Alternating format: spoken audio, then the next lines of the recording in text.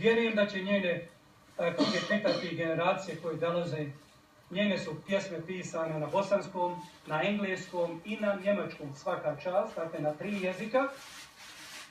Sloga pripada narodu koji je jedinstven po svojoj pismenosti i književnosti. Ne zaboravite, Bošnjaci pišu na bosanskom, turskom, albanskom, perzijskom, njemačkom i engleskom jeziku. Pišu i pisali su na latinici, na ćirilici, na bosančici i na arabici. To nema nigdje. To ne postoji ni jedan narod. 4 pisma pismenosti. To Bošnjaci baštini. Malo zna naš narod i malo tome vodi računa.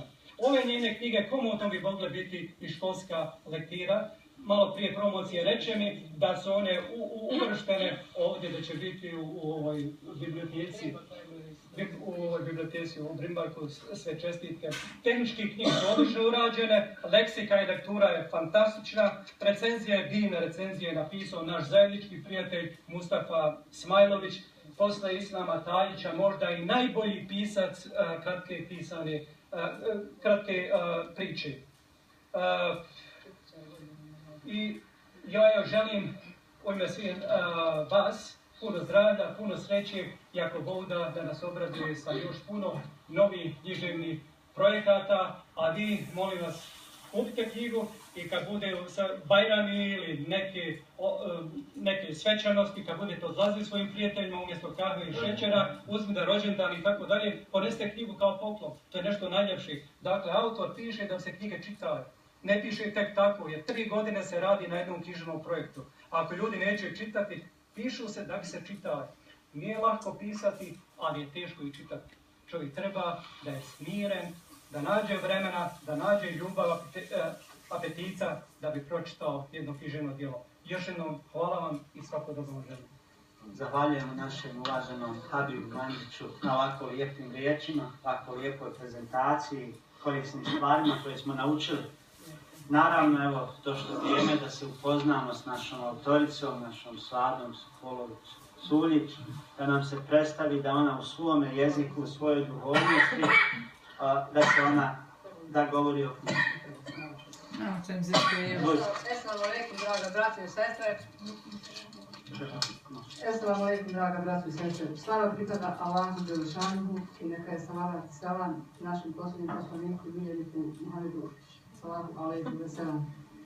Ja bih najprije i najiskrenije da se zahvali našem uvaženom efendiju Muhammedu Điliću i džematskom odboru koji su mi omogućili i upriličnom pomoću večeras ovdje i dali mi priliku da predstavim sebe i svoje djela vama. I zaista moram priznati od srca da mi je velika čast i zadovoljstvo da sjedim ovdje između ovolikih velikana, uvaženog efendije, kao što rekao, i profesora, magistra i vrsnog književnika Habiba Mančića i također profesora i glavnog editora i voditelja Bosanskog radija Ramza Muminovića. Ja im se srca zahvaljujem, kao i vama, draga braćo i sestre, zahvaljujem što ste izdvojili vaše vrijeme, da budete ovdje sa nama, da podijelite u moju radost što su moja djela ugledala svjetlog dana, to mi je bila životna želja.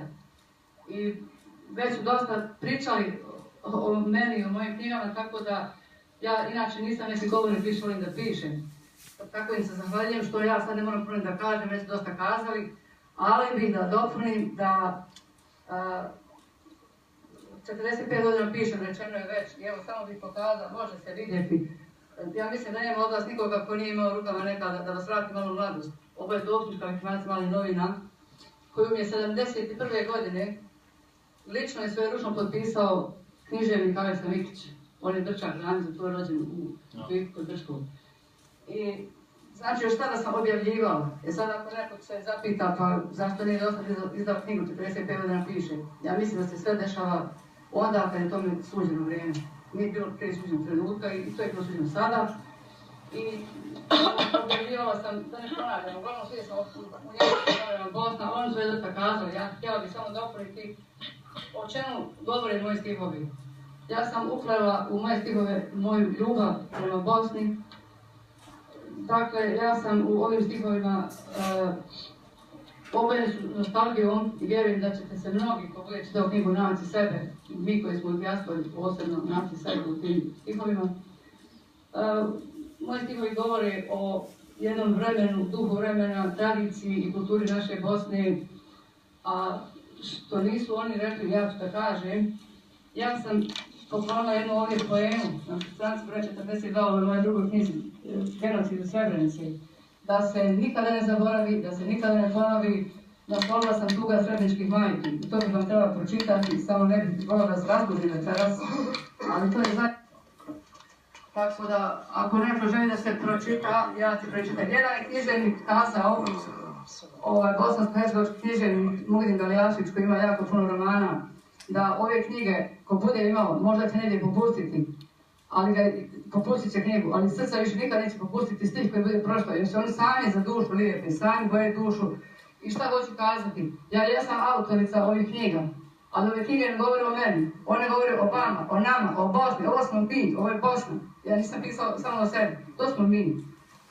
Tako da, i sad sam još htjela kazati da ne bih zaboravila, ja se njima zahvaljujem od srca što oni govore da je lijepo da se kupi. Naravno, meni je drago da ja vidim da je knjiga našla put do čitaoca. Ali ako neko nije u situaciji da plati, ja ću mu dati reviju, hvala bilo, jer ja volim da se to čita. Novac niko nije mjerilo ovoga djela. Nema toga novca koji može platiti koliko ovo vrijedi.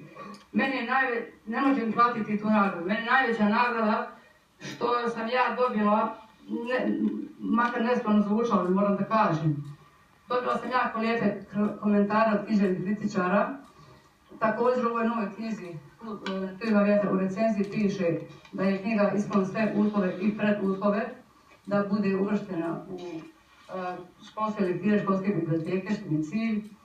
Također mi je nagrada što se moje knjige čitaju širom svijeta, kao što reče jedan veliki romanopisac, akademik, on je ujedno i predsjednik društva pisaca BiH, Dževan Kara Hasan. On ima običaj kazati kad gostuje na televiziji ili bilo gdje, mi pisci kada pišemo, citiram njega, mi kao da pišemo nekom nepoznatom prijatelju.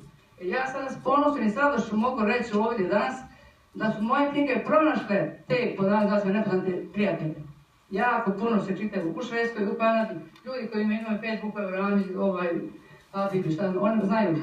Moje knjige se čitaju i u Švedskoj, i u Kanadi, i u Belgiji, i u Danskoj, par radova njemačkih, ne znam, ovdje u New South Wales, svugdje našli su put do čitaoca i našli su mjesto njihovim srcima.